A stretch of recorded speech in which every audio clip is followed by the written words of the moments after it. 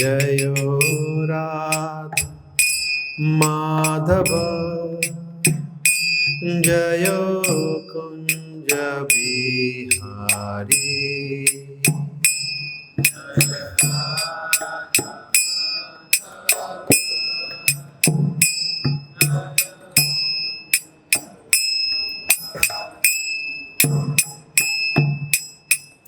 गोपी जन वल्लभा जयो गिरिवरधारी जयो गिरिवरधारी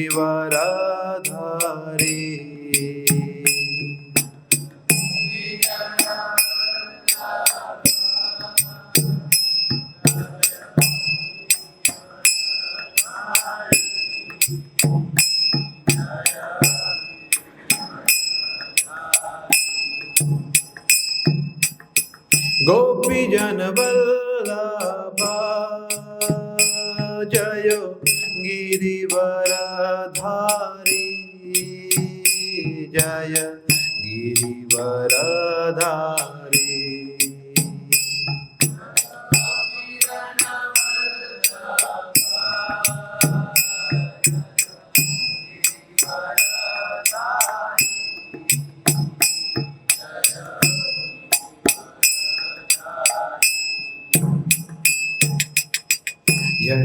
यशोदानंदन व्रज जन रंजन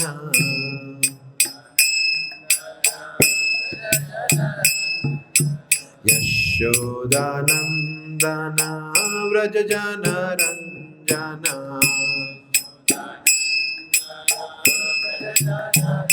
यमुना तीर वनचारी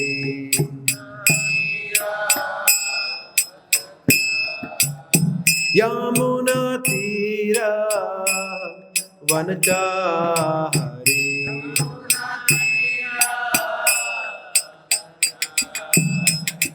जयो राधा माधव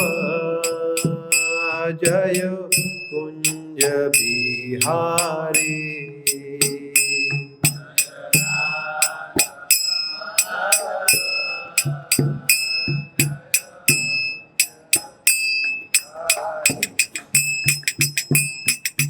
हरे कृष्णा कृष्णा कृष्णा हरे हरे हरे राम राम राम हरे हरे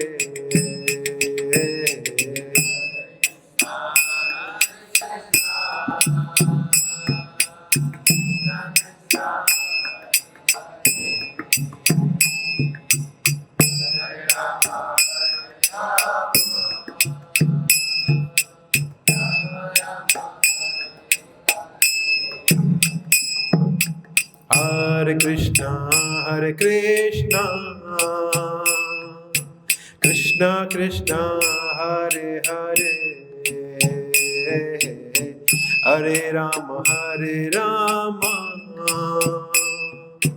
राम राम हरे हरे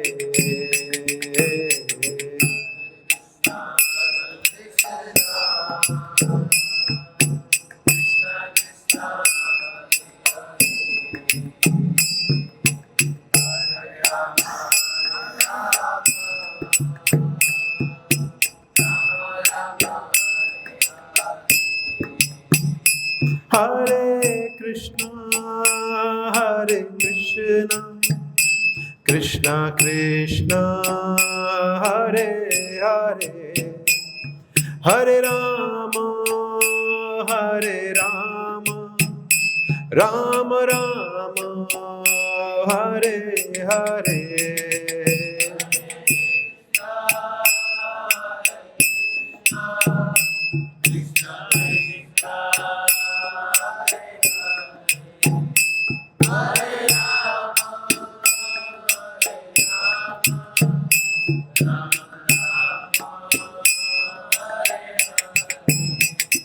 जय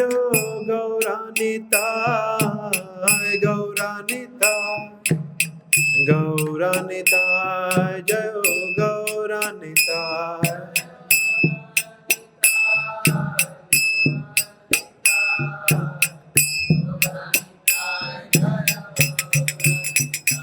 जयो जयो प्रभुपाद प्रभुपाद प्रभुपाद जयो जयो प्रभुपाद।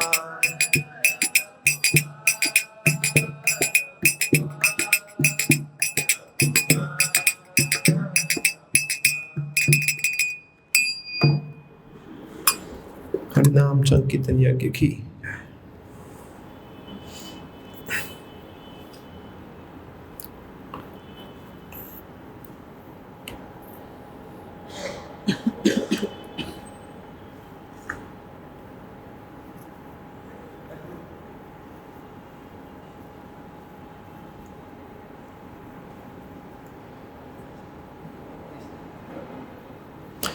ओम नमो भगवते वासुदेवाय। ओम नमो भगवते वासुदेवाय। ओम नमो भगवते वासुदेवाय।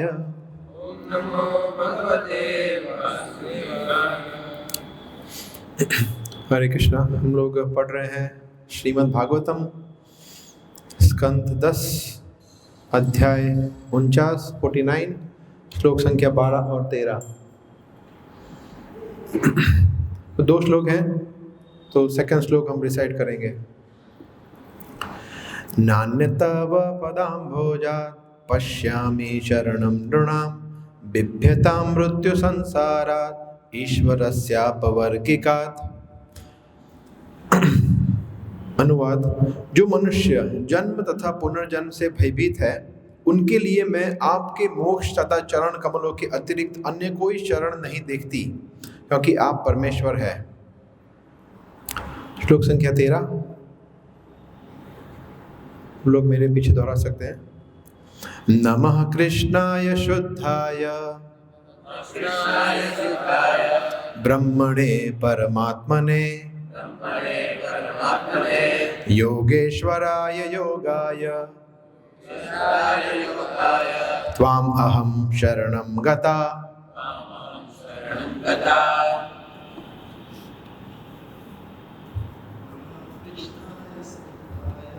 नमः कृष्णाय शुद्धाय ब्रह्मणे परमात्मने योगेश्वराय योगाय त्वाम् अहं शरणं गता। नमः कृष्णाय शुद्धाय ब्रह्मणे परमात्मने योगेश्वराय योगाय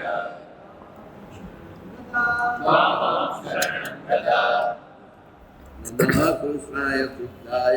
नमः कृष्णाय शुद्धाय शुद्धाय ब्रह्मणे परमात्मने योगेश्वराय योगाय त्वां शरणं गता। नमः नमस्कार कृष्णाय भगवान श्री कृष्ण को, शुद्धाय शुद्ध, ब्रह्मणे ब्रह्म परम सत्य, परम आत्मने परमात्मा, योग शुद्ध भक्ति के, ईश्वराय नियंता को, योगाय समस्त ज्ञान के उद्गम को, त्वाम आपको, अहम मैं, शरणम शरण के लिए, गता पास आई हूँ। अनुवाद और तात्पर्य इस डिवाइन ग्रेस एसी भक्तिवेदांत स्वामी श्री प्रभुपाद के शिष्यों के द्वारा। मैं परम शुद्ध परम सत्य परमात्मा शुद्ध भक्ति के स्वामी तथा समस्त ज्ञान के उद्गम को नमस्कार करती हूँ। मैं आपकी शरण में आई हूँ। तात्पर्य। श्रीधर स्वामी ने योगाय शब्द का भावार्थ ज्ञान के स्रोत भगवान श्री कृष्ण को किया है। योग शब्द का अर्थ संबंध जुड़ना तथा कोई वस्तु प्राप्त करना भी है। चेतन आत्मा होने के कारण हमारा भक्ति के माध्यम से परमात्मा से संबंध है। इसी संबंध के माध्यम से हमें परमात्मा के पूर्ण ज्ञान का अनुभव होता है। चूँकि परमात्मा परम सत्य है, अतएव उनके पूर्ण ज्ञान का अर्थ होता है प्रत्येक वस्तु का पूर्ण ज्ञान। जैसा कि मुंडक उपनिषद 1.3 में कहा गया है, कस्मिन् भगवतो विज्ञाते सर्वमिदं विज्ञातम भवति। जब परम को जान लिया जाता है तो हर वस्तु समझ में आ जाती है। इस तरह भगवान श्री कृष्ण अपनी आध्यात्मिक शक्ति से अपने साथ हमारा संबंध स्वयं स्थापित करते हैं और यही संबंध समस्त आध्यात्मिक ज्ञान का स्रोत है। इस तरह आचार्य श्रीधर अपने विवेकपूर्ण भावार्थ द्वारा हमें कृष्ण भावनाभावित दर्शन के विषय में गहनतर चिंतन के लिए अभिप्रेरित करते हैं। ओम ज्ञानतिमिरान्धस्य ज्ञानाञ्जनशलाकया चक्षुरुन्मिलितं येन तस्मै श्रीगुरुवे नमः। श्रीचैतन्यमनोभीष्टं स्थापितं येन भूतले स्वयं रूप कदा मह्यं ददाति स्वपदान्तिकं। वन्देऽहं श्रीगुरो श्रीयुतपदकमलं श्रीगुरून् वैष्णवांश्च श्रीरूपं साग्रजातं सहगण रघुनाथान्वितं त्वं सजीवं साद्वैतं सावधूतं परिजनसहितं कृष्णचैतन्यदेवं श्रीराधा कृष्णपादान् सहगण ललिता श्रीविशाखान्वितांश्च। हे कृष्णा करुण सिंधो दीनबंधो जगत्पते गोपेश गोपिका कांत राधा कांत नमोस्तुते। तप्त कांचन गौरांगी राधे वृंदावनेश्वरी वृषभानुसुते देवी प्रणमामि हरिप्रिये। वाञ्छाकल्पतरुभ्यश्च कृपा सिन्धुभ्य एव च अनां पावनेभ्यो वैष्णवेभ्यो नमो नमः। श्रीकृष्ण चैतन्य प्रभु नित्यानंद श्री अद्वैत गदाधर श्रीवास आदि गौर भक्त वृंद। हरे कृष्णा कृष्णा कृष्णा हरे हरे, हरे राम राम राम हरे हरे। हरे कृष्णा। तो हम लोग 10वें स्कंद से पढ़ रहे हैं श्रीमद् भागवतम, जो कि भगवान का श्रीमुख है। बहुत ही सुंदर अलग अलग लीलाएं हैं भगवान की, जिसमें we are now on chapter 49। तो इसके पहले के जो चैप्टर हैं 48 चैप्टर, जिसमें भगवान अपने भक्तों को संतुष्ट कर रहे हैं। मतलब जो त्रिवक्रा है कुब्जा, उसके घर पे अक्रूर उनको संतुष्ट कर रहे हैं उनके घर पे जाके। और फिर इसके बाद भगवान और अक्रूर का वार्तालाप है इस अध्याय में। तो भगवान फिर अक्रूर को कहते हैं कि तुम हस्तिनापुर जाओ और हस्तिनापुर जाके मुझे रिपोर्ट दो कि वहाँ पे क्या चल रहा है। बिकॉज भगवान अपने शुद्ध भक्तों के लिए बहुत ही ज़्यादा चिंतित थे। उनको पता था क्या हो रहा है, उनको पता था कि अभी क्या होने वाला है। जो युद्ध था भगवान को उसका अनुभूति था कि बहुत ही जल्दी युद्ध होने वाला है। So Krishna was so much worried about Pandavas. इसलिए भगवान ने जैसे कंस ने अपने विश्वासु व्यक्ति को भेजा था भगवान को लाने के लिए, वैसे ही भगवान ने अपने परम भक्त अक्रूर को भेजा हस्तिनापुर पांडव के बारे में जानने के लिए कि एक्चुअली वास्तव में क्या हो रहा है। धृतराष्ट्र, दुर्योधन और बाकी जो कौरव है उनके और पांडव के बीच में किस तरह का रिलेशनशिप है, राइट। तो अक्रूर ने देखा, वहाँ पे अक्रूर कुछ समय तक रहे, उन्होंने देखा कि धृतराष्ट्र क्लियरली पार्शियल था, क्लियरली वो पक्षपात करता था और पांडवों को बिल्कुल फेवर नहीं करता था। और इसके पहले के श्लोकों में आया है कि दो व्यक्तियों ने उनको थोड़ा ज़्यादा डिटेल में बताया। कौन कौन दो व्यक्ति थे? विदुर और कुंती महारानी। यस, विदुर और कुंती महारानी उनको और डिटेल में बताया क्या क्या हमारे साथ हुआ है अब तक और अभी भी क्या चल रहा है, ऐसा।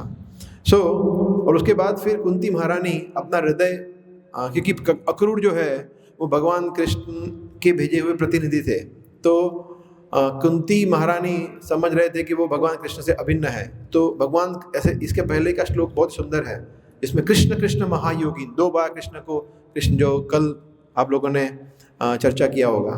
तो इसलिए हालांकि कृष्ण तो दूर है, कृष्ण वहाँ पे है नहीं अपरेंटली देखा जाए तो, परंतु कृष्ण अक्रूर के स्वरूप में अपना संदेश भिजवा रहे हैं और अक्रूर को जो कहेंगे, जो प्रार्थनाएं करेंगे, वो तुरंत कृष्ण के पास पहुंच जाएंगी। वो सोच के कुंती महारानी अभी अपना अपना हृदय प्रस्तुत कर रहे हैं।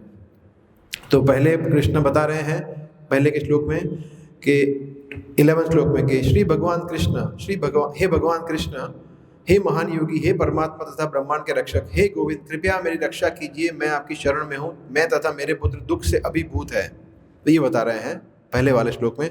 और इस श्लोक में हम देख रहे हैं कुंती महारानी बता रहे हैं नान्यदेव पदाम भोजात पश्यामि शरणम नृणाम। तो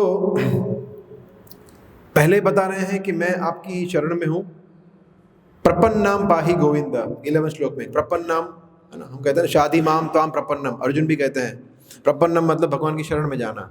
तो यहाँ पे बता रहे हैं 2 बार वही चीज़ यूज हुआ है। 11वें श्लोक में भी बता रहे हैं प्रपन्नाम, मैं आपकी शरण में आ रही हूँ, और फिर यहाँ पे रीजन बता रहे हैं क्यों।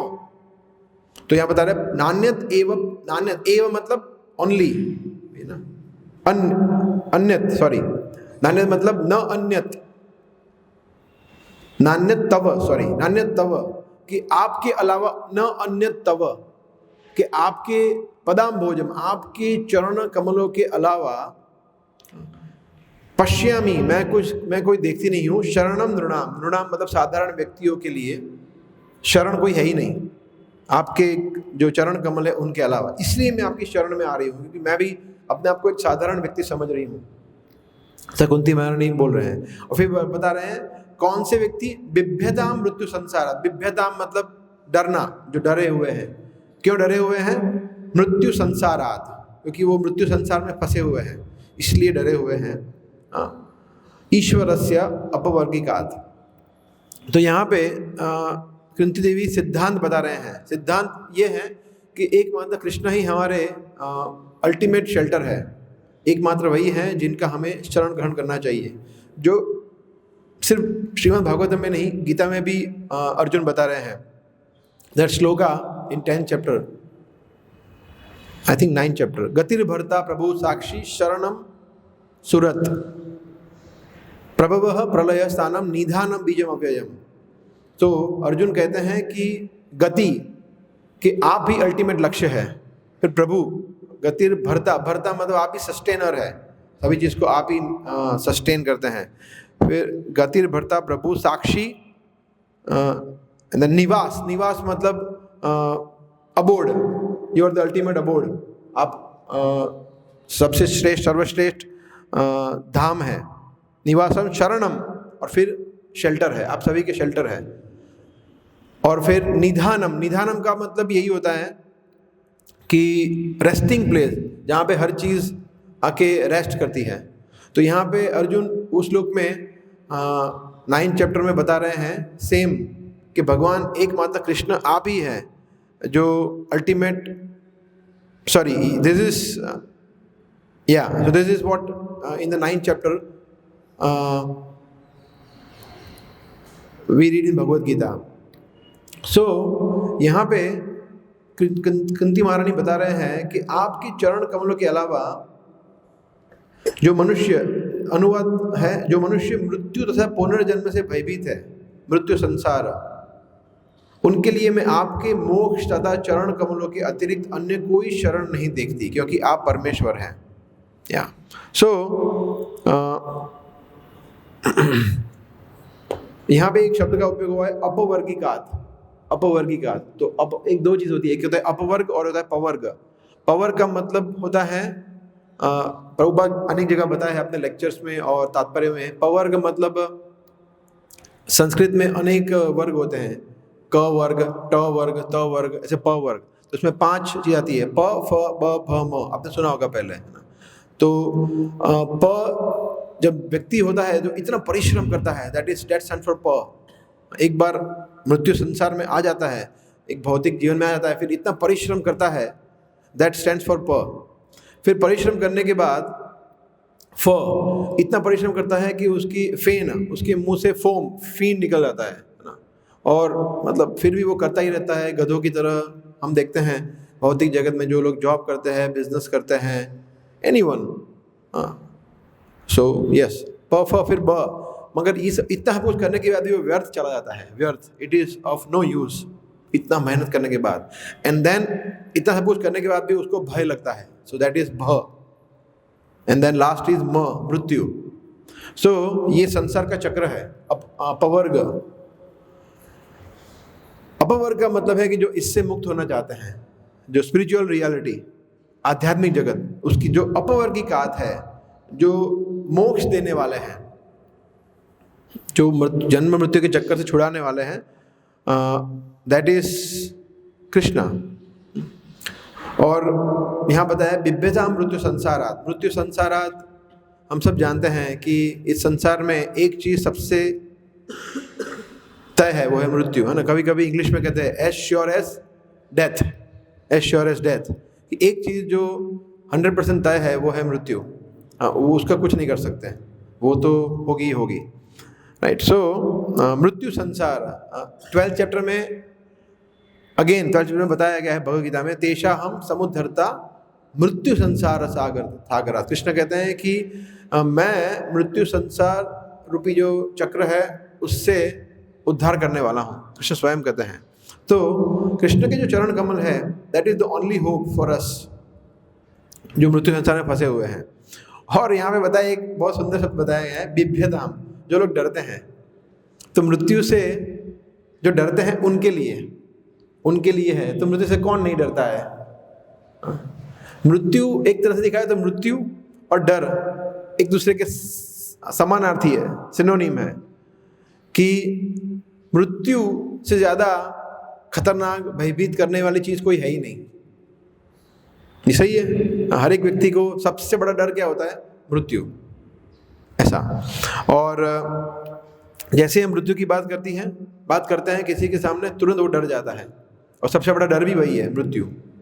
उल्टा भी उतना ही सही है कि जो व्यक्ति भगवान की शरण लेता है, यहाँ बताया ना, पदाम भोजात नान्यत तव पदाम भोजात पश्यामी शरणम नृणाम। जो भगवान के चरण कमलों की शरण ग्रहण करता है उसको डर भी नहीं रहता है, क्योंकि भगवान के चरण कमल अभय प्रदान करते हैं। अब इसलिए प्रभुपाद क्या नाम है, अभय चरणारविंद, कि जिन्होंने भगवान के चरण कमलों में शेल्टर लिया हुआ है, और इसलिए वो अभय है। और अगर हम प्रभुपाद के चरण कमलों की शरण ग्रहण करेंगे तो हमें भी अभय प्रदान करेंगे, because he has that fearlessness. So जिस व्यक्ति के पास जो है वो दे सकते हैं, क्योंकि प्रभुपाद जो है वो अभय है, उनको किसी भी चीज़ का डर नहीं है, because he is sent person protected by Krishna, that's why he can also give us that fearlessness, जो बहुत ज़रूरी है। बट अनफॉर्चुनेटली कलयुग में कुछ लोग ऐसे भी हैं जो डरते भी नहीं है मृत्यु से। अभी मैं एक बुक डिस्ट्रीब्यूट कर रहा था, कुछ हफ्ता पहले एक व्यक्ति से मिला था, तो एक्चुअली वो सिग्नल पे नहीं था, थोड़ा दूर था, तो वहाँ पे थोड़ा समय मिल गया उसको भी और मुझे भी समय मिल गया 3-4 मिनट बात करने का। तो एकदम परफेक्ट नास्तिक व्यक्ति था वो, उसको बिल्कुल बुक में इंटरेस्ट नहीं था और उसको आर्ग्यूमेंट ही करना था, उसको मुझे छोड़ना भी नहीं था, बात भी करते रहता था। तो 3-4 मिनट मैंने बात किया, उसमें एक जो पॉइंट उसने बताया कि बट आई एम ओके, मुझे कोई प्रॉब्लम, मुझे कोई ज़रूरत नहीं है। फिर मैंने समझाया ज़रूरत क्यों है वगैरह, बोला नहीं ठीक है। मैं बोला ऐसे तो आप देखिए, भगवान ने गीता में स्वयं लिखा है, इस तरह से तो आप फिर आंखें बंद कर रहे हैं, आंखें बंद करके चलाएंगे गाड़ी तो कैसे चलेगा। बोला दैट इज़ ओके, मुझे आंखें बंद करने में प्रॉब्लम नहीं है, मैं आंखें बंद करके चलाऊंगा। इतनी हद तक बोलने के लिए रेडी था वो, मतलब ठान लिया था कि मैं कुछ भी करूंगा परंतु इसको मैं बीट कर दूंगा, आर्ग्यूमेंट पे आर्ग्यूमेंट, ऐसा। सो उसका क्या फ़ायदा? जो सत्य है उसको स्वीकार करना, क्या उसकी मृत्यु नहीं आएगी वो व्यक्ति की? 100% आएगी।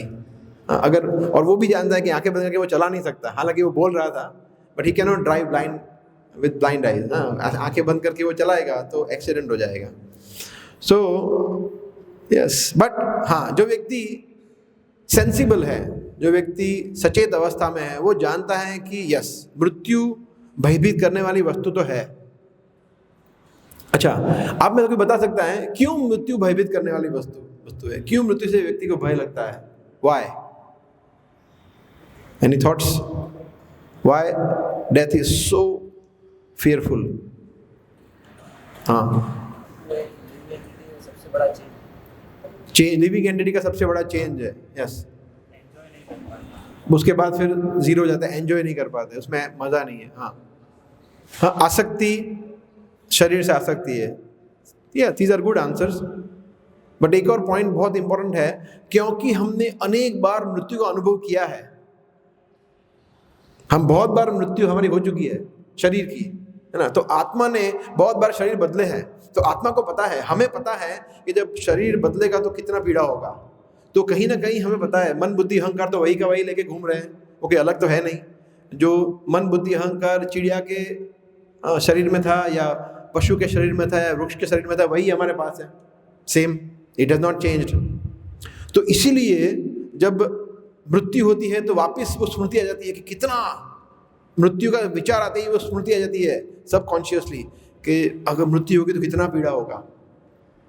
इसलिए मृत्यु से व्यक्ति बहुत डर जाता है, क्योंकि हमने अनेक बार इस शरीर को बदला है, राइट। सो या व्यक्ति ऐसा भी बोल सकता है फॉर द आर्ग्यूमेंट सेक कि ठीक है, जो भगवान का भक्त है उसके लिए जो आत्मा के बारे में जानता नहीं है वो डर सकता है, परंतु जो व्यक्ति आत्मा के बारे में अच्छी तरह से जानता है, जो आत्मा के स्तर पर है, उसको थोड़ी डर होता है। फॉर एग्जाम्पल ज्ञानी होता है, सांख्य योगी, ये जिनको पता है कि मैं शरीर नहीं हूँ, मैं आत्मा हूँ, जो ज्ञान योग करते हैं, या फिर ध्यान योगी, या व्हाटएवर, स्पेशली ज्ञान योगी, उनका क्या, उनको भी मृत्यु से डर लगेगा या नहीं लगेगा?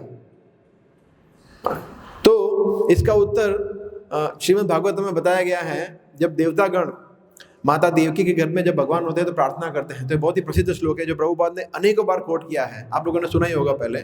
ये अन्य अरविंदाक्ष विमुक्त मानिनस त्वयि अस्त भावात अविशुद्ध बुद्धय आरूह्य कृच्छेण परम पदम तत पतंती अध अनादृत युष्मद अंग्रय।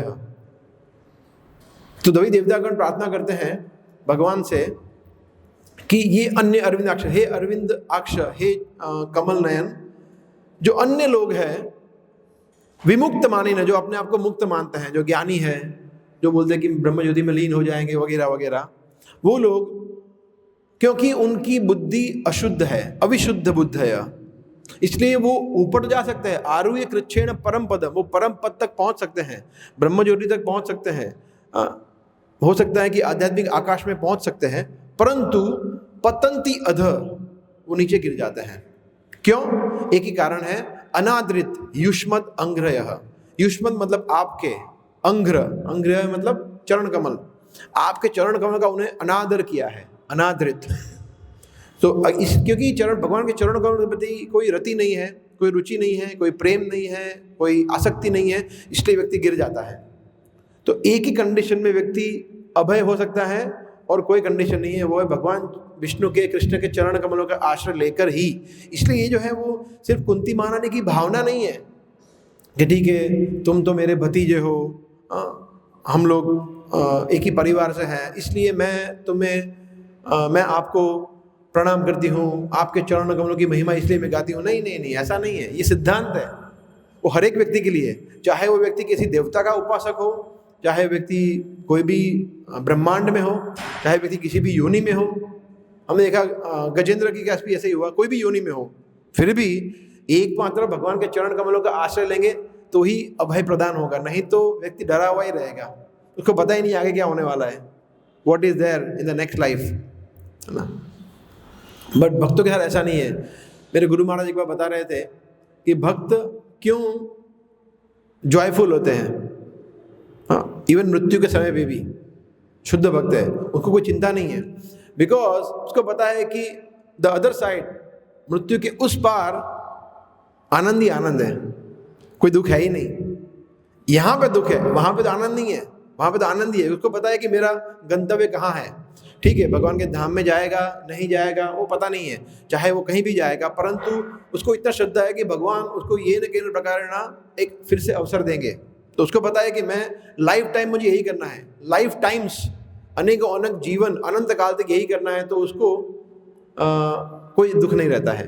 First reason. सेकंड रीजन है उल्टा, वो एक्साइटेड रहता है, बोला what could be next type में क्या होगा, इस लाइफ में तो ठीक है गृहस्थ है, नेक्स्ट लाइफ में I could be Brahmachari, next life में आई कुड बी अ सन्यासी, नेक्स्ट लाइफ में I could be somewhere else, directly भगवान की सेवा करो, ऐसा भी होता है। तो इट्स एन एक्साइटमेंट होता है मृत्यु के बाद, है ना। तो भक्त होते हैं वो, उनको मृत्यु से कोई भय नहीं होता है, तो ये भी एक रीज़न है ऐसा।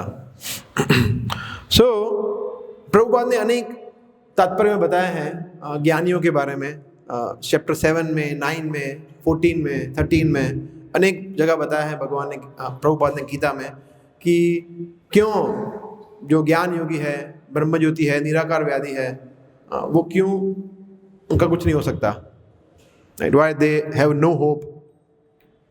ठीक है, ओके। 13 श्लोक। नमः कृष्णाय शुद्धाय ब्रह्मणे परमात्मने योगेश्वराय योगाय त्वाम अहम शरणम गता। मैं परम शुद्ध, परम सत्य, परमात्मा, शुद्ध भक्ति के स्वामी तथा समस्त ज्ञान के उद्गम को नमस्कार करती हूँ, मैं आपकी शरण में आई हूँ। देखिए यहाँ पे भी 3 बैक टू बैक 3 श्लोक में क्या बोल रहे हैं, मैं आपकी शरण में हूँ, मैं आपकी शरण में हूँ, मैं आपकी शरण में हूँ। तो ये बहुत इंपॉर्टेंट है कि हम बार बार न केवल बोले बड़ी रियलाइज भी करें कि एकमात्र कृष्ण ही है हमारे शेल्टर, आश्रयदाता वही है और कोई है ही नहीं।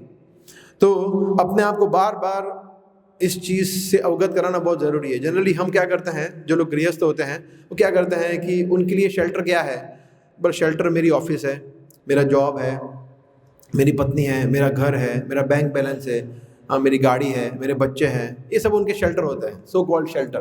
क्या बचाएंगे वो उनको, कोई कुछ नहीं होने वाला। जब मृत्यु आएगी तब कृष्ण के चरण कमल एकमात्र बचा सकते हैं और कोई बचा नहीं सकता, चाहे आपके पास कितना भी धन हो। हमने देखा है कितने बड़े बड़े धनी लोग होते हैं, है ना, वो रोते हैं, गिड़गिड़ाते हैं डॉक्टर के पास, डॉक्टर कितने रुपए ले लो मगर मुझे बचा लो। डॉक्टर क्या बोल सकते, कुछ नहीं हो सकता अभी। मुझे याद है मैं इटली गया था एक बार कोरोना के 1 आध साल बाद, तो एक जो मेरे बिजनेस कलीग थे वो बता रहे थे, ही वॉज इटालियन, तो बता रहे थे बोले मेरे साथ इटली में, आपको पता है बहुत ख़राब हालत था कोरोना के टाइम पे, तो बोले हॉस्पिटल में बेड नहीं मिल रहे थे और मैं भी हॉस्पिटल में ही था, उनको भी कोरोना हुआ था। बोला मेरे साथ मैं कुछ 15-20 दिन रहा था वहाँ पे हॉस्पिटल में, मेरे आसपास के बेड वाले सब एक एक करके चले जा रहे थे, पर 70-80 लोग खाली हो गए। बोला मेरा नंबर कब आएगा, मैं सही सोचा था कि मैं बच गया समहाउ। तो कोई किसी को कोरोना ने तो ये प्रूव कर दिया है ना, कोविड-19 ने, कि हमारा धन, हमारे कोई भी शेल्टर हम लेंगे हमें बचा नहीं पाएगा, एकमात्र कृष्ण बचा पाएंगे। तो कुंती भी इसलिए बार बार यहाँ पे बोल रहे हैं कि एकमात्र आप मेरे शेल्टर है, आप हमारे शेल्टर है और आप आश्रयदाता है, मैं आपकी शरण में हूँ। तो प्लीज़ आप मुझे मेरे बच्चों को प्लीज़ आप सहायता करिए। सहायता करने का मतलब ये नहीं है कि आप हमें युद्ध से बचा लीजिए, विजयी कराइए, नहीं, सहायता करिए मतलब आप अपना संग दीजिए, आप अपना आशीर्वाद दीजिए, अपनी कृपा दीजिए, इस तरह से। सो यहाँ पे अगर हम इसको एनालाइज करें तो भगवान को अलग अलग तरीके से संबोधित किया है। 6 देखिए अगर आप देखेंगे तो सबसे पहला है कृष्ण, फिर है शुद्ध, फिर है ब्रह्म, फिर है परमात्मा, फिर योगेश्वर और योगाय। 6 अलग अलग शब्दों का प्रयोग हुआ है कृष्ण के लिए। ये सब कृष्ण ही है, कृष्ण स्वयं कृष्ण है।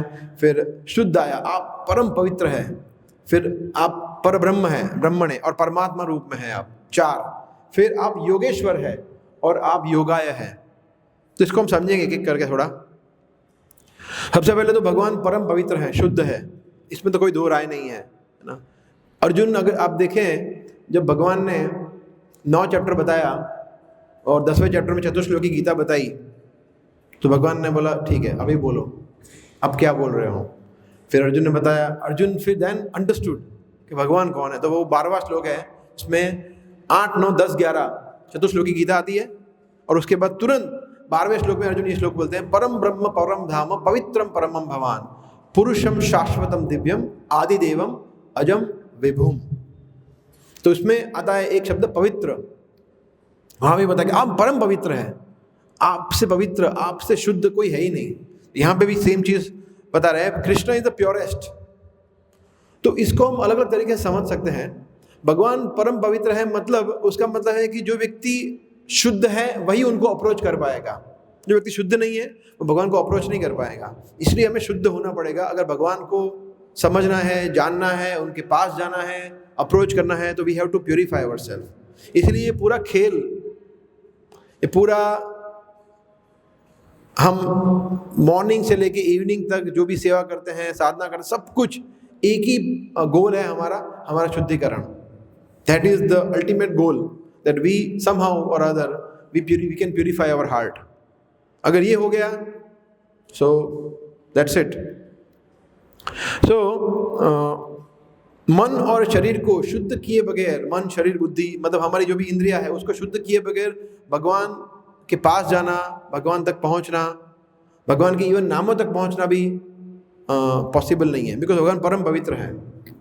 जैसे एक उदाहरण ले सकते हैं कि जैसे अगर हम किसी भक्त को हमारे घर पे बुलाए प्रसाद लेने के लिए और फ्लोर एकदम गंदा है, एकदम कचरा पड़ा है, गंदा है पूरा, तो वो बैठना पसंद नहीं करेगा वहाँ पे। ठीक है, मेरा पेट भरा हुआ है, मैं I will come some other time, है ना। क्लीन चाहिए। हमें भी ऐसा, हम भी चाहेंगे कि हम क्लीन जगह पे प्रसाद लें, गंदी जगह पे नहीं। तो हम प्रसाद गंदी जगह पे नहीं लेंगे तो भगवान, हमारा हृदय इतना गंदा है, वहाँ पे आके भगवान कैसे विराजमान होंगे। तो इसलिए हमारे हृदय को शुद्ध करना बहुत ज़्यादा आवश्यक है। इसलिए without purifying our self we can not approach supreme pure. जो परम पवित्र है उनको हम कैसे अप्रोच कर सकते हैं खुद शुद्ध हुए बगैर। तो ये क्या है। दूसरा एक अंडरस्टैंडिंग ये भी है कि परंतु हम शुद्ध भी उनसे ही हो सकते हैं। शुद्ध होने का तरीका भी वही है, कृष्ण ही करेंगे हमें शुद्ध, और हम अपने तरीके से शुद्ध नहीं हो सकते। इसलिए क्योंकि वे परम पवित्र हैं, वे ही हमें शुद्ध कर पाएंगे। हरे कृष्ण। श्री गौर निताय की जय, श्री राधा गोविंद देव की जय, श्री सीताराम लक्ष्मण हनुमान की जय। क्योंकि वे परम पवित्र हैं, वो हमें ऐसे प्योर कर सकते हैं। तो भगवान कैसे हमें शुद्ध कर सकते हैं हम सब जानते हैं। सबसे ईजीएस्ट तरीका है उनके नामों के जप का। तो उनके नामों के जप से चेतो दर्पण मार्जनम ऐसे ही होगा। उसके अलावा उनकी शिक्षा जब हम पढ़ते हैं, भागवतम श्रवण करते हैं, गीता पढ़ते हैं, तो गीता हमें आईना दिखाती है कि हम ऐसे हैं। स्पेशली जब 16वां अध्याय पढ़ते हैं ना, 16वां अध्याय दैवी और आसुरी, अरे यार मैं तो एकदम आसुरी हूँ। मैंने जब फर्स्ट टाइम पढ़ा था तो मुझे लगा था कि ये तो मैं डिट्टो मैं ऐसा ही हूँ, परफेक्ट। तो ये हमारे लिए ही है। भगवान ने क्यों 16वें अध्याय में सिर्फ 3-4 श्लोक बोले हैं देवी प्रकृति के लिए, फिर पूरा चैप्टर आसुरी प्रकृति पे है? क्यों? तो कृष्ण को पता है मेजोरिटी लोग यही कैटेगरी में है। बोला ठीक है, ये 3-4 श्लोक है जो दैवी प्रकृति वाला है, बाकी सब आसुरी प्रकृति वाला ही है। तो ये हमारे जैसे लोगों के लिए है, मेरे जैसे लोगों के लिए। सो ये शास्त्र हमें दर्पण दिखाती है कि हम ऐसे हैं, और फिर हम भक्तों का संग करते हैं, श्रवण करते हैं, सुनते हैं, फिर धीरे धीरे धीरे श्रृण्वताम स्वकथा कृष्ण पुण्य श्रवण कीर्तना हृदय अंतस्थो अभद्राणी वितुनवती सुरत सताम। फिर धीरे धीरे धीरे हमारा शुद्धिकरण होता है। तो कथा सुन के, नामों का जप करके, फिर भगवान के दर्शन करके, विग्रहों के दर्शन करते हैं, इतने सुंदर विग्रहों का दर्शन करते हैं, तो फिर और सुंदर चीज़ों को देखने की इच्छा धीरे धीरे कम होती है। ऐसा होता है। फिर प्रसाद हमें शुद्ध करता है। भगवान को जब प्रसाद लेते हैं तो प्रसाद पूरे शरीर में जाता है और पूरे शरीर के एक एक इंद्रियों को शुद्ध करता है। इसलिए कहा गया ना, विषय अन्न खैला मलिन है मन, कि जब व्यक्ति जो भक्त नहीं है उससे बना हुआ जब भोजन ग्रहण करता है तो फिर मन मलिन हो जाता है, ऐसा राइट। और भक्तों का संग करने से हम पवित्र होते हैं। तो पवित्र भी कृष्ण ही कर सकते हैं, चाहे अपने प्रसाद के रूप में, नाम के रूप में, कथा के रूप में, भक्तों के रूप में। तो पवित्र हुए बगैर हम भगवान को अप्रोच नहीं कर सकते, और पवित्र करने का विधि भी वही है। तो ये इंटरेस्टिंग है ना। दूसरा एक और पॉइंट इसमें यह है कि हम पवित्र या शुद्धिकरण की कोई सीमा नहीं है। कब तक प्यूरिफाई करना है अपने आप को, तो कोई लिमिट नहीं है। जैसे 18 चैप्टर में कृष्ण कहते हैं, 5वां श्लोक है, यज्ञ दान तपः कर्म न त्याज्यम कार्यमेव तत् यज्ञ दान तपश्चैव पावनानि मनीषिणाम। यज्ञ, दान और तप, 3 कर्म कृष्ण कहते कभी छोड़ना नहीं चाहिए। ये 3 कर्म मनीषिणाम को भी पावन करते हैं। जो बड़े बड़े ऋषि है, सिद्ध पुरुष है, शुद्ध भक्त है, महान वैष्णव है, उनको भी शुद्ध करते हैं। कृष्ण ऐसा कहते हैं। तो ये श्लोक जब हम पढ़ते हैं तो हमें एक प्रश्न हो सकता है कि वो तो ऑलरेडी शुद्ध है, उनको कैसे शुद्ध करते हैं? यज्ञ करना, दान करना, तपस्या करना, राइट। तो इसीलिए हम देखते हैं कि हमारा जो सन्यासी है, गुरुदेव है, प्रभुपाद है, वो लोग भी एकादशी व्रत करते हैं, वो लोग भी नामों का जप करते हैं, वो लोग भी दान करते हैं। किसका? कृष्ण का दान करते हैं, संकीर्तन, कृष्ण। तो बट उनका दान, यज्ञ और तप मटेरियल नहीं होता है, स्पिरिचुअल होता है। तो जब व्यक्ति कृष्ण भावना भावित यज्ञ, दान और तप करता है तो वो और पवित्र होता है और उसकी कोई शुद्ध होता है, उसकी कोई सीमा नहीं है। Unlimitedly we can purify ourselves, right. So और वो सबके लिए है। ऐसा नहीं है कि वो एक स्टेज पे आ गया, 40 साल हो गया कृष्ण भक्ति में, अभी मैं ऑलरेडी प्योर हो गया हूँ, या अभी तो ब्राह्मण दीक्षा हो गया, अब मैं प्योर हो गया हूँ। ऐसा थोड़ी होता है, right. So there is no limit to purify ourselves. Next word जो प्रभु यहाँ पे यूज कर रहे हैं कुंती महारानी, वह ब्रह्मणे, ब्रह्म, ब्रह्म। तो हम देखते हैं कृष्ण कहते हैं ब्रह्मणो ही प्रतिष्ठा अहम, कि ब्रह्म जो है वो मुझसे ही निकलता है, ब्रह्म ज्योति है वो मुझसे ही निकलती है। कृष्ण कहते हैं कि उसको धारण में ही करता हूँ, कृष्ण कहते हैं भगवद गीता में। सो यस, हम लोग देखते हैं ऐसे अनेक सेक्ट हैं जो अलग अलग तरीके से ब्रह्म का इंटरप्रेट करते हैं। अहम ब्रह्मास्मि, फिर सो अहम, है ना। उनके ऐसे उनके जो मूल मंत्र होते हैं उच्चारण वही करते हैं, ऐसे करते हैं, सो हम वही करते रहते हैं, या अहम ब्रह्मास्मि। सो ब्रह्म के उपासक है, पर हमने ऑलरेडी देखा ब्रह्म के उपासकों के साथ क्या होता है, बिकॉज उनको भगवान के चरण कमल का आदर नहीं है। तो उनके पास पिक्चर है बट बहुत धुंधला धुंधला पिक्चर है, उनको पता नहीं है कि ब्रह्म ज्योति निकलती कहाँ से है, they don't know. So but यहाँ पे कुंती महारानी कहते हैं कि कृष्ण आप परब्रह्म है, तो परब्रह्म वही है, कृष्ण ही है, राइट। और हम ब्रह्म है, हम भी ब्रह्म है, कृष्ण भी ब्रह्म है, मगर तो वो पर ब्रह्म है, राइट। हम छोटे हैं, अचिंत्य भेदाभेद तत्व आप सब जानते हैं कि हम छोटे हैं, हम अणु हैं, भगवान विभु है। हम लोग क्या है उनकी तुलना में? हम एक बूंद के समान है, वो एक विशाल महासागर के समान है।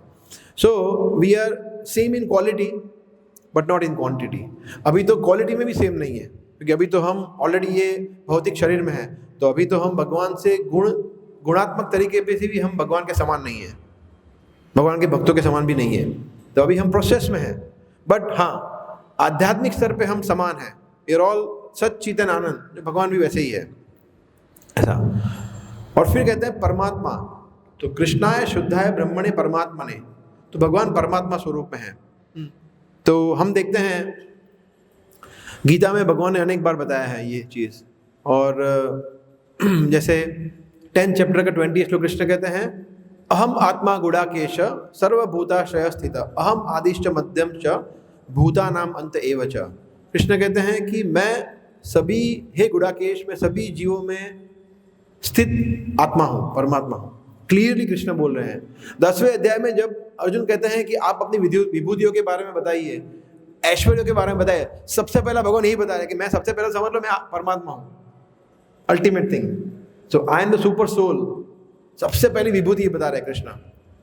फिर हम देखते हैं और भी प्रसिद्ध श्लोक है 15वें अध्याय का 15वां श्लोक, सर्वसच्चाहम हृदय सन्निविष्टो।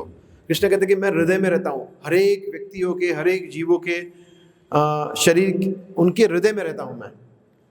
एंड देन 18वें अध्याय का 61वां श्लोक कृष्ण कहते हैं ईश्वर सर्वभूतानाम हृदयेषु अर्जुन तिष्ठति। तो ये अनेक जगह पे कृष्ण ने क्लियर बताया है कि I am the super soul. फिर भी अनफॉर्चुनेटली ऐसी अनेक गीताएं उपलब्ध है जो समझ नहीं सकते, लोग समझ नहीं पाते हैं कृष्ण परमात्मा है। वो कितना इजी है, क्लियरली कृष्ण ने बताया है, 3, 4, 5 जगह पे बताया है कृष्ण ने कि मैं आत्मा हूँ, मैं परमात्मा हूँ। But unfortunately because of miss interpretation, इतनी सारी गीता की गलत तात्पर्य है, गलत अनुवाद किया गया है कि लोग समझ नहीं पाते हैं। That is the biggest problem. अभी मैं एक व्यक्ति से मिला था, फ़ोन पे बात किया था, जो हमें अगेन सिग्नल पे मिले थे।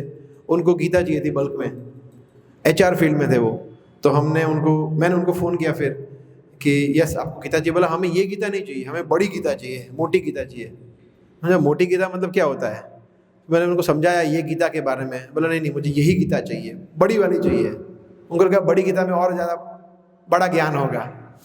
सो उनको लोगों को पता ही नहीं है कि कौन सी गीता पढ़नी है, कौन सी गीता हमें यथारूप मैसेज दे रही है। तो इसीलिए प्रभुपाद की जो पुस्तकें हैं उन्होंने जीवन परिवर्तित किया है, बिकॉज परमात्मा कृष्ण है क्लियरली एस्टैब्लिश करती है अगर हम प्रभुपाद की पुस्तक पढ़े तो, राइट।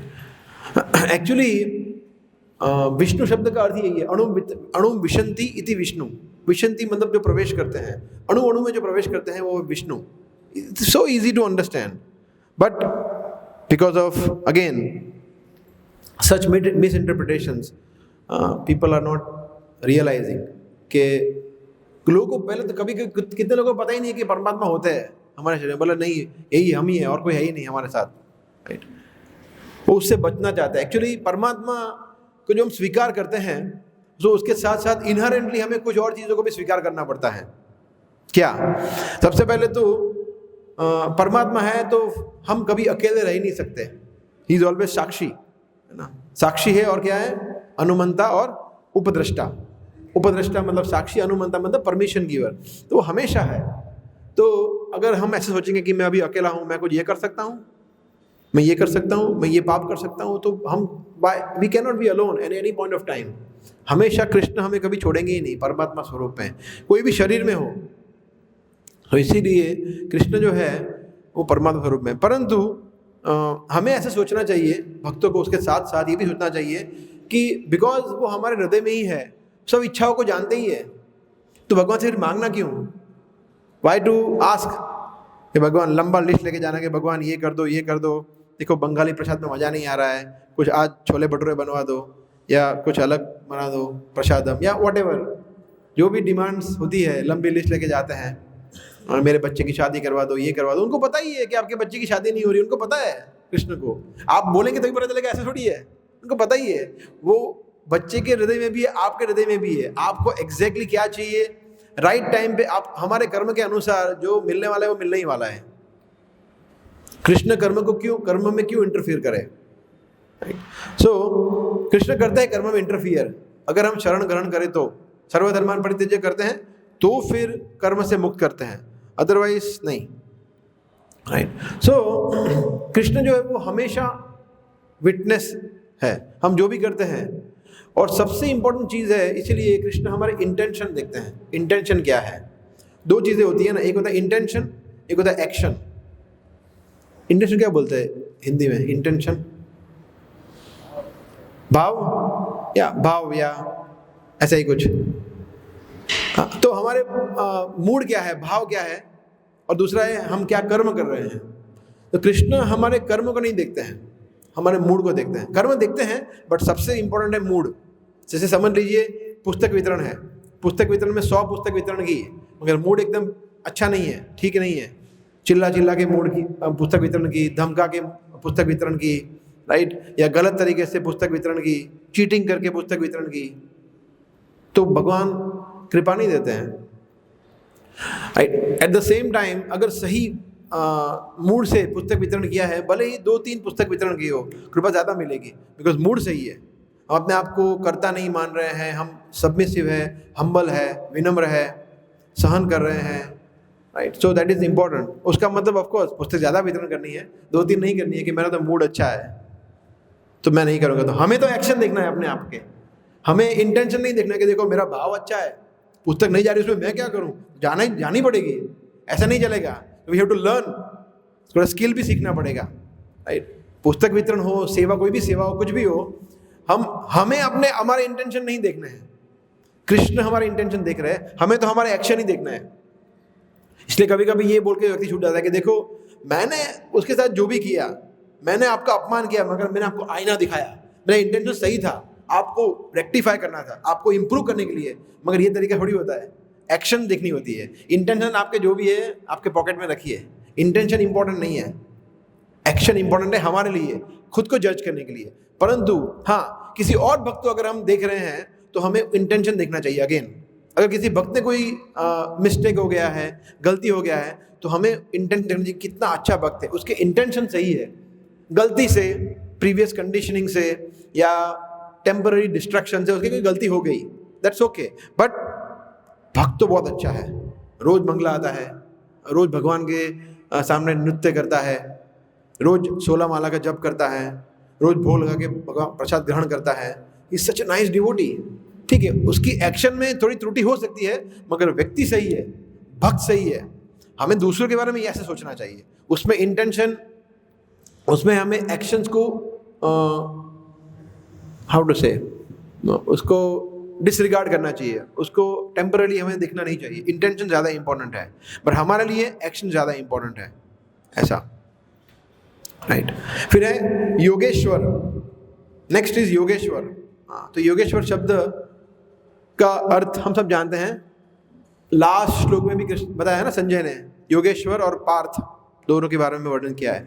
तो योगेश्वर का एक अर्थ तो हम जैसे हम समझते वही है, सभी योगों के स्वामी, सभी योग के masters of all mistake yoga, यहाँ पे भी वही बताया है।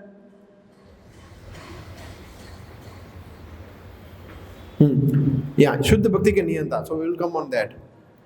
सो वन मीनिंग इज कि भगवान सभी प्रकार के जो योग है उसके स्वामी हैं, राइट। तो सभी प्रकार की सिद्धि, योग सिद्धि बोल लो, कृष्ण के पास क्या नहीं है, सभी सिद्धि उन्हीं से आती है, अष्ट सिद्धि 9 निधि के दाता। हनुमान जी है, पर हनुमान जी ने ली कहाँ से है, रामचंद्र से।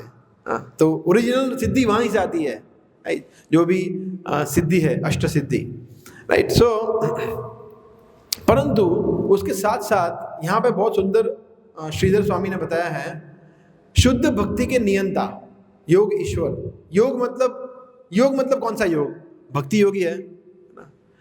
अगर आप देखेंगे चैप्टर 6 तक योग की जो डेफिनेशन है भगवान ने अलग अलग बताई है ना। योग मतलब सांख्य योग, अष्टांग योग, सब बताया अलग अलग, ज्ञान योग गीता में। फिर 7 चैप्टर ऑनवर्ड्स योग मतलब भक्ति योग, बिकॉज 6 चैप्टर के लास्ट श्लोक में कृष्ण ने क्लियर कर दिया, योगी नाम अपनी सर्वेशाम, कि सभी योगियों में सबसे बेस्ट योगी कौन है, भक्ति योगी। तो अभी हे अर्जुन, मैं अभी कोई भी एक बार भी योग शब्द बोलूं, मतलब इसलिए कृष्ण कहते हैं योगो भवति दुखः, मतलब भक्ति योग। कहीं भी योग के शब्द का प्रयोग हुआ है 7th ऑनवर्ड्स, मतलब भक्ति योग। तो यहाँ पे भी भागवतम में तो पूरा भक्ति योगी है, श्रीमद् भागवतम, उसमें बाकी सब योग की चर्चा नहीं कर रहे हैं। तो यहाँ पे बता रहे हैं शुद्ध भक्ति के स्वामी, तो योग मतलब भक्ति योग। हाँ, तो उनके स्वामी कौन है, कृष्ण। तो भक्ति योग जो है वो केवल उनके स्वामी कृष्ण ही है, भक्ति किसी और के लिए हो ही नहीं सकती। भक्ति शब्द आता है भज धातु से संस्कृत में, जो सिर्फ भगवान के लिए है। हम देखते हैं कभी कभी लोग बोलते हैं मैं देशभक्त हूँ, मैं पत्नी भक्त हूँ। वाह, ये नया टर्मिनोलॉजी। ये भक्ति साधारण मनुष्य के लिए नहीं हो सकती है, it is only for Krishna. देवी देवताओं के लिए भी नहीं हो सकती, उसके उपासक हो सकते हैं, वर्शिपर हो सकते हैं, भक्ति नहीं। भक्ति सिर्फ, क्योंकि भक्ति जो है वो शुद्ध स्तर पर है, भक्ति में सिर्फ सेवा है और प्रेम है, बदले में कोई इच्छा नहीं है। जैसे प्रहलाद महाराज, कोई इच्छा नहीं है बदले में, ऐसा। ध्रुव महाराज की इच्छा थी, पर जैसे ही भगवान का दर्शन किए, स्पर्श किया, शुद्ध भक्ति में परिवर्तित हो गया।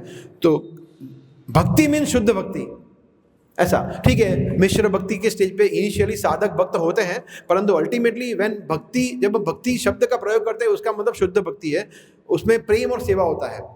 और देवताओं की सो कॉल्ड भक्ति में कहाँ प्रेम, कहाँ सेवा होता है, उसमें तो बदले में कुछ चाहिए ना। ऐसा कोई है जो शिव जी के पास जाता है, बोलता शिव जी मुझे बस कुछ नहीं चाहिए, सब कुछ है, नहीं, कुछ ना कुछ तो, हालांकि वो बोल भी दे, मगर बैक ऑफ द माइंड कुछ ना कुछ तो उसके मन में चल ही रहा होता है कि बदले में ये तो चाहिए ही चाहिए। अच्छी पत्नी चाहिए, अच्छा घर चाहिए, जॉब चाहिए, बच्चे मेरा कहाँ माने, वगैरह वगैरह, बहुत लंबा लिस्ट होता है हर एक। और मन्नत भी रखते हैं, और बोले मैं माता रानी का भक्त हूँ, मैं यहाँ से चल के वहाँ जाऊँगा और मन्नत पूरी करूँगा।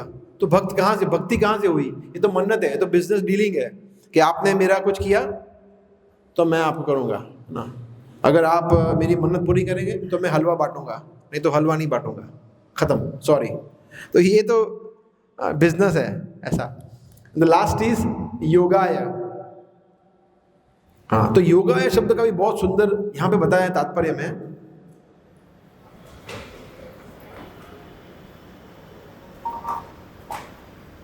या फर्स्ट लाइन से ही है ना, श्रील श्रीधर स्वामी ने योगाय शब्द का भावार्थ ज्ञान के स्रोत भगवान श्री कृष्ण को किया है। योगाय मतलब सोर्स ऑफ ऑल नॉलेज। जैसे कि मुंडक उपनिषद में कहा गया है, कस्मिन् भगवतो विज्ञाते सर्वमिदं विज्ञातम भवति, कि भगवान जो है वो सभी ज्ञान के स्रोत है। हम देखते हैं गीता में भगवान ने बताया है, 3 चीजें बताई है 15वें श्लोक में, 15वें अध्याय के। सर्वस्य चाहम हृदि सन्निविष्टो मत्तः स्मृति ज्ञान अपोहनम च वेदेश सर्वेर अहमेव वेद्य। फर्स्ट सभी वेदों में जानने लोग, वेद्य कौन है? मैं हूं। वेदांतकृत, वेदों का संकलन करता भी मैं हूं। वेदांतकृत वेदविद, और वेदों को जानने वाला भी मैं हूं, सब कुछ मैं ही हूं। 3 चीजें बताई भगवान ने। वेद मतलब ज्ञान, वेद मतलब वो बड़े बड़े पुस्तक, वेद उसकी बात नहीं है। वेद मतलब संपूर्ण ज्ञान, कोई भी ज्ञान हो उसको। तो कृष्ण कहते हैं कि वेदों को जानने वाला भी मैं हूं, मतलब ज्ञान को, सभी प्रकार का ज्ञान मुझे ही है, वो बनाए भी मैंने ही है। और आप जो भी वेद वगैरह जो भी पढ़ेंगे, पढ़ने का मोटिव क्या है? मुझे जानना, ऐसा। तो ये बहुत ही क्लियरली कृष्ण बोल रहे हैं। इसलिए यहाँ पे बहुत सुंदर श्लोक कोट किया है मुंडक उपनिषद से, कि भगवान को जानने मात्र से सब कुछ जान लिया आपने। यस्मिन् विज्ञाते सर्वम एवं विज्ञातम भवन्ति, कि भगवान को जान लिया मतलब सब कुछ जान लिया।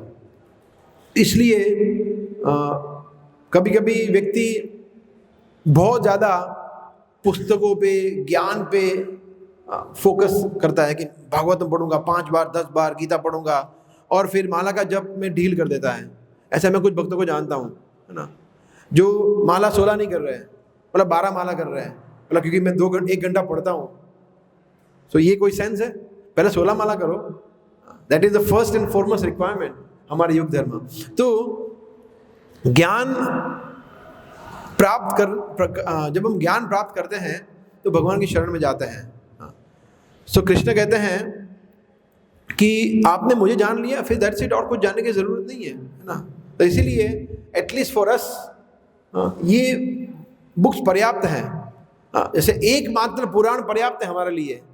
18 पुराणों में से एक पुराण पढ़ रहे, दैट इज इनफ। फिर हमें लिंग पुराण, स्कंद पुराण, वो सब पढ़ने की जरूरत नहीं है। There is no need. और भी अदर जो भी स्क्रिप्चर्स है जो हमारे आचार्यों ने बताया है, उतना हम पढ़े, दैट इज इनफ, ऐसा।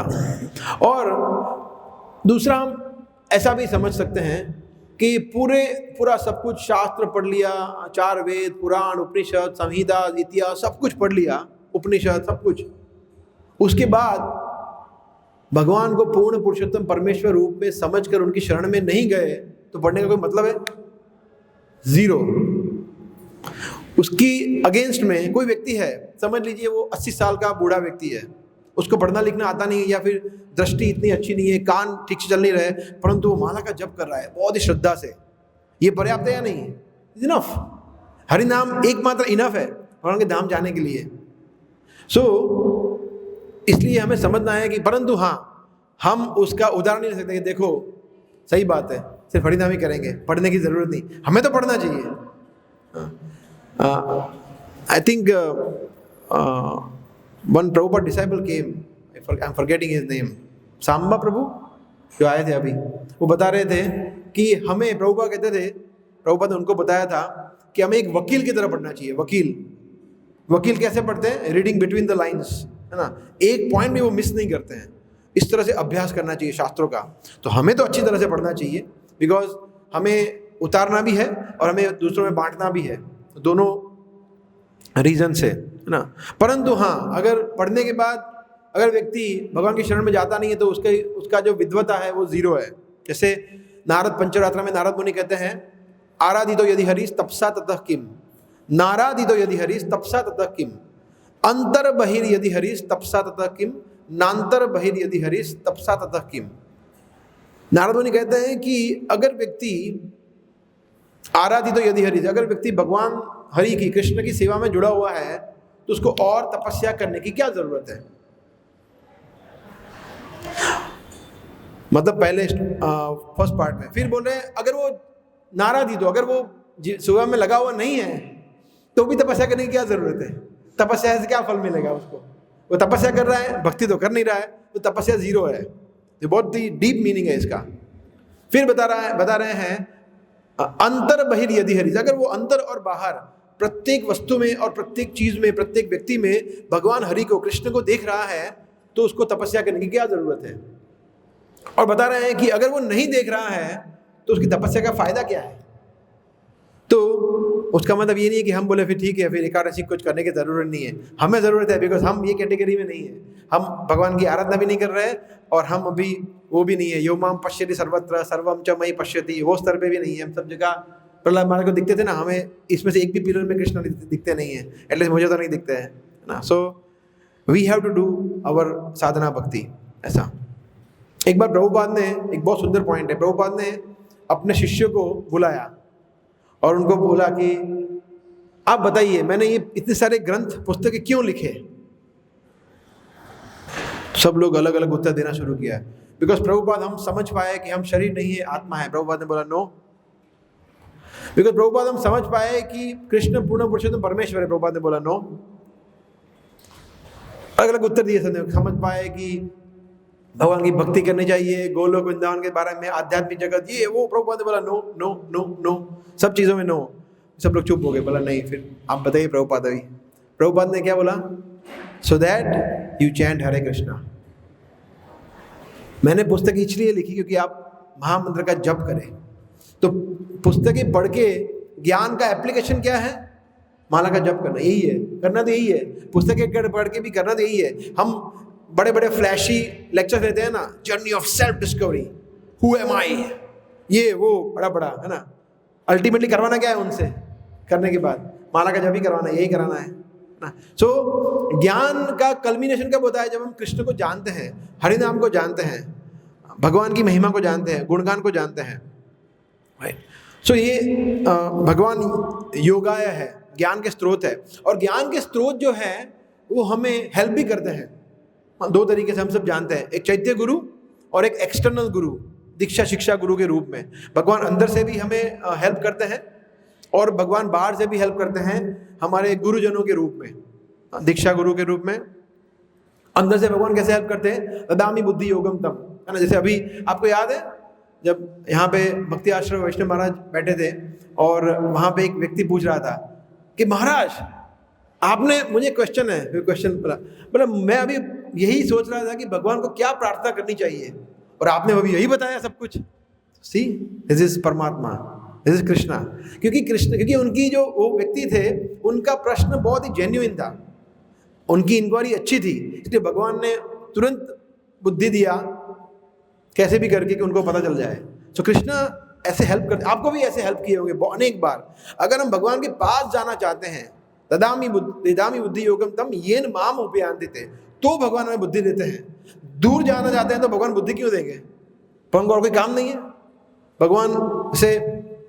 भगवान कोई चोर है, बोला भगवान मैं प्रार्थना करता हूँ आपसे, यहाँ पे आए, एक अच्छी, बहुत टाइम से डाका नहीं डाला है, एक अच्छा सा घर बताइए, मैं चोरी करना है। तो भगवान क्या हेल्प करेंगे, बोला अपने आप करो जो करना है, मैं रिस्पॉन्सिबल नहीं हूँ, जो भी कर्म है भुगतना पड़ेगा।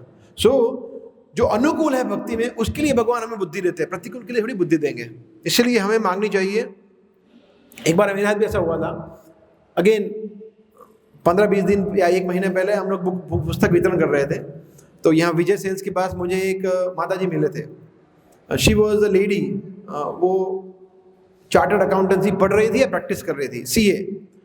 तो मैंने उनको पुस्तक दी है, गीता दी, तो मेरे सामने ऐसे देखते रही, फिर ले लिया पुस्तक। फिर मुझे बताया कि मैं आपको कुछ बताना चाहती हूँ ना। बोलो। बोला आपको पता है मैं करीब 2-3-4 महीने से यहाँ आई नहीं हूँ, मैं रहती हूँ मणिनगर साइड, मैं कभी यहाँ आती नहीं हूँ, मगर मुझे बहुत टाइम से ऐसा हो रहा था कि मुझे भगवान की माला का जप करना है, मुझे कुछ कृष्ण के नाम, मतलब हरे कृष्ण महामंत्र इस्कॉन की बात नहीं हो रही है, मुझे कृष्ण के नामों का जप करना है, कोई भी नाम। तो मैं सोच रही थी कि मैं यहाँ भी, मंदिर नहीं आए थे वो, सिर्फ यहाँ पे ऐसे ही कुछ काम से आए थे। तो मगर मैं 2-3 दिन सोच रही हूँ कि मुझे माला का जप करना है, और मुझे आप मिल के आपने मुझे गीता दे दिया। उसने 2 गीता लिया और उसने 5 गीता जितना डोनेशन दिया था। तो शी वॉज सो हैप्पी, क्योंकि उनकी इच्छा थी भगवान की शरण में जाने की, तो भगवान ने हेल्प किया, भगवान ने गीता भेज दी किसी के माध्यम से उनके पास। तो ये कृष्ण इस तरह से करते हैं। आप सबका भी अनुभव होगा कि अगर हम भगवान के पास जाने का प्रयास करते हैं तो किसी न किसी तरह से कृष्ण हमारी सहायता करते हैं, भक्तों के रूप में, शास्त्र के रूप में, नाम के रूप में, किसी न किसी तरह से। तो कुंती महारानी की बहुत सुंदर प्रेयर है, इसमें हमें कॉन्टेम्पलेट करना चाहिए। स्पेशली ये जो भगवान को अलग अलग तरीके से संबोधित किया है। Krishna is the ultimate source of knowledge, Krishna is the योगेश्वराय है, कृष्ण परम पवित्र है, कृष्ण हमेशा परमात्मा स्वरूप में हमारे साथ विद्यमान है, हमें कभी छोड़ते नहीं हैं, कितने सूरत है, कितने हमारे श्रेष्ठ मित्र हैं, इस तरह से। Okay, thank you very much. और थोड़ा समय ज़्यादा हो गया। कोई प्रश्न, कोई कमेंट है तो?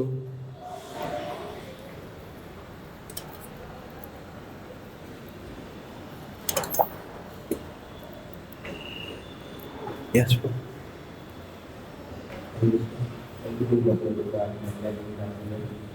लास्ट में एक बार जो आपने बताया भगवान का कुछ चीज़ों के लिए बुद्धि से प्रतिकूल चीज़ों के लिए तो देखते हैं कि वो भ्रष्टाचार है या अपने लापरवाही है, तो वो बुद्धि कैसे बुद्धि, मन, बुद्धि, अहंकार तो ऑलरेडी भौतिक जगत में आते हैं तो मिल ही जाता है। जैसे छोटा बच्चा है, जब वो छोटा थोड़ा बड़ा होता है तो उसको पता है कि ये डेंजरस है, ये डेंजरस नहीं है, ये अग्नि है, उसको छूना नहीं है, तो उसको बुद्धि धीरे धीरे, पहले जब वो 6 महीने का होता है उसको बुद्धि नहीं है, मगर ऑटोमेटिकली बुद्धि in due course of time develop होती है। ऐसा जैसे कोई भी चीज़ ले लीजिए आप, कि बुद्धि जो है वो क्रमशः बढ़ती है हमारे अंदर। जैसे हमारा शरीर का विकास होता है, कुछ चीज़ें हमें पहले पता नहीं चलती थी। फॉर एग्जाम्पल टैक्सेशन, आज से 15 साल पहले हमें इंडियन टैक्स लॉज कुछ पता नहीं था, बट अब पता है। तो वो बुद्धि, दिस इज मटेरियल इंटेलिजेंस, जो भौतिक चीज़ों के लिए हम यूज़ करते हैं। और बुद्धि एक्चुअली मटेरियल एलिमेंट ही है ना, वो आध्यात्मिक थोड़ी है। मन, बुद्धि, अहंकार ये भौतिक ही है, ये आध्यात्मिक नहीं है। परंतु भगवान हमें आध्यात्मिक बुद्धि देते हैं उनके पास जाने के लिए। सो दैट कृष्ण इंटेलिजेंस को स्पिरिचुअलाइज करते हैं, आध्यात्मिकरण करते हैं बुद्धि का। अगर हम भगवान के सेवा, तो हर एक चीज़, प्रभुपाद कहते हैं ना, डोवटेलिंग, हर एक चीज़ों को, मन को, बुद्धि को, इंद्रियों को, सभी को भगवान की सेवा में जोड़ना, तो ऑटोमेटिकली वो इंद्रिया फिर आध्यात्मिक हो जाती है। शुद्ध भक्त होते हैं। हाँ, जैसे हम देखते हैं हमारे गुरुजन हैं, उनकी इंद्रिया हमारे तरह नहीं है, उनके भी चश्मे हैं, हमारे भी चश्मे हैं, हम सेम हो गए, ऐसा थोड़ी होता है। उनके चक्षु दिव्य है, ऐसा। तो बुद्धि, जो लोग, साधारण लोग जो भी गलत करते हैं, पाप कर्म करते हैं, और वो ब्लेम कृष्ण पे डालते हैं कि देखो भगवान ने मुझसे करवाया, वो तो चीटिंग कर रहे हैं, भगवान थोड़ी बुद्धि देते हैं। वो तो आप अपनी बुद्धि का दुरुपयोग कर सकते हो। वही बुद्धि को आप भगवान के मंदिर जाने के लिए यूज कर सकते हैं ना, आपने नहीं किया तो फ्री विल का मिस यूज किया। तो इस तरह से तो Krishna doesn't recommend to do things which are non favourable, ऐसा। ठीक है,